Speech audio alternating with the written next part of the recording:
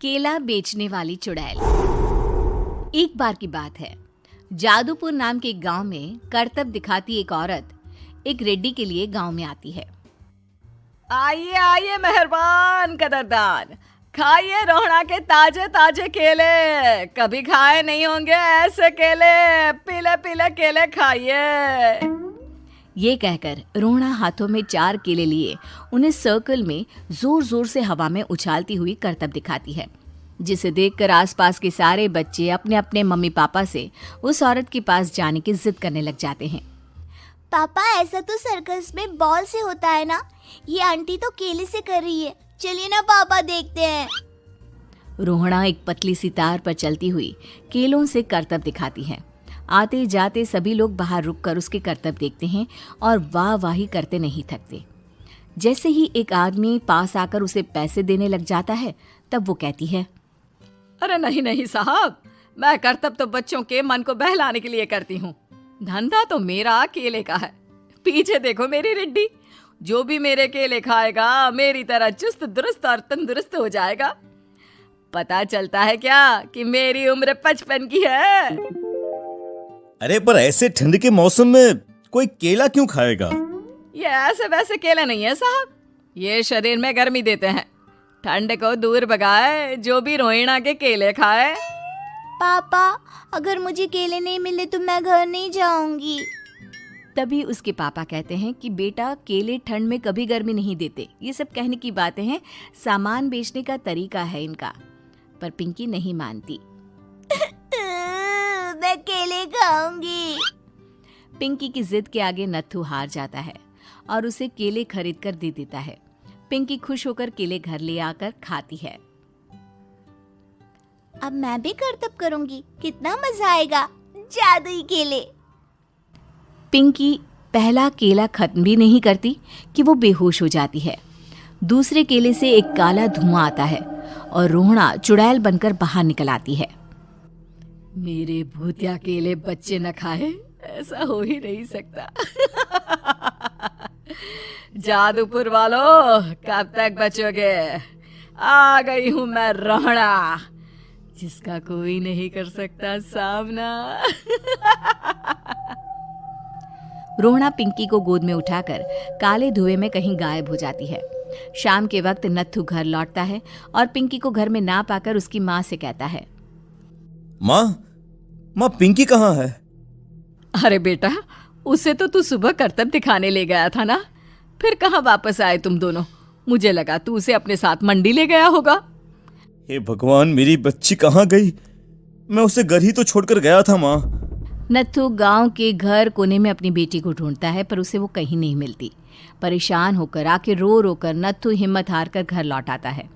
अगली सुबह रोहड़ा फिर से करतब दिखाने आती है और इस बार पिंकी की तरह रोनी केले खरीद लेता है।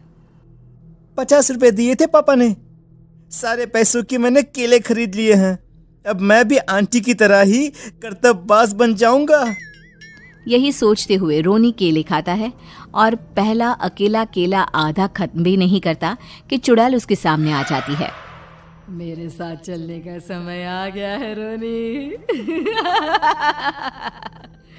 ये तो बस शुरुआत है। अब इस गांव के सारे बच्चे धीरे धीरे मेरे कब्जे में होंगे, एक बच्चा भी नहीं बचेगा। ये कहकर रोना रोनी को गोद में लेकर काले धुएं में अदृश्य हो जाती है। इसके बाद हर रोज गांव में से कोई ना कोई बच्चा गायब होता, पर ऐसा क्यों हो रहा है किसी को भी समझ में नहीं आ पा रहा था। रोज की तरह अपनी बेटी पिंकी की तलाश में नत्थू गांव के एक तालाब के पास बैठा रो रहा था। कहाँ गई मेरी पिंकी? शकुंतला के जाने के बाद एक वही तो मेरा सहारा थी। अरे उसकी आत्मा कोस रही होगी मुझे कि मैं अपनी बच्ची को संभाल भी नहीं पाया। नत्थू ये कहता हुआ रो ही रहा था कि तभी तालाब में से उसे शकुंतला की आवाज सुनाई देती है। कहाँ थी तुम शकुंतला? हमारी बच्ची और सारे गायब हुए बच्चे रोहड़ा के कब्जे में हैं। वो बच्चों को जो केले देती है उससे बच्चे बेहोश हो जाते हैं और उसके कब्जे में आ जाते हैं और वो उन्हें ले जाकर काली दुनिया में ले जाती है। पर वो ऐसा क्यों कर रही है? ये मैं नहीं जानती, पर उस दुनिया का रास्ता मैं आपको बता सकती हूँ। जहां ये नदी खत्म होती है वहां एक केले का पेड़ है, उसके नीचे एक दरवाजा है, वहीं से रास्ता जाता है उस दुनिया का। ये कहकर शकुंतला की आत्मा गायब हो जाती है। गांव के सभी लोग झुंड बनाकर उसी रास्ते से काली दुनिया में चले जाते हैं और वहां देखते हैं कि सारे बच्चे वहां काम कर रहे थे। पापा मुझे ले चलो यहाँ से। पापा पापा। सभी बच्चे अपने मम्मी पापा से लिपट जाते हैं। तो तुम लोग यहाँ तक आ गए? क्यों हमारे बच्चों को पकड़ लिया तूने? तुझे शिकार ही बनाना है तो ले, हम सब आ गए हैं, हमें खा ले। नहीं, मुझे बच्चे चाहिए। मेरे बच्चे के बदले तुम लोगों के बच्चे। क्या मतलब? मैं इसी गांव में रहने वाली एक औरत थी। केले की चोरी के इल्जाम में मेरे बेटे को गांव वालों ने इतना मारा कि वो मर गया। उसी दिन मैंने ठान लिया कि गांव वालों का भी वही हाल करूंगी। कुछ दिन बाद बेटे के चले जाने के दुख में मैं भी मर गई और मेरी भटकती आत्मा एक चुड़ैल बन गई। और फिर मैंने बदला लिया तुम सबके बच्चे छीनकर। बर्दाश्त नहीं कर पाए ना? सोचो मुझ पर क्या बीती होगी। हमें माफ कर दो रोना। पता नहीं ये किसकी गलती थी, पर हम सभी माफी मांगते हैं। हमारी खुशियां लौटा दो, तुम भी तो एक माँ हो। गांव वालों की बात सुनकर रोना का मन पिघल जाता है और वो बच्चों को छोड़ देती है।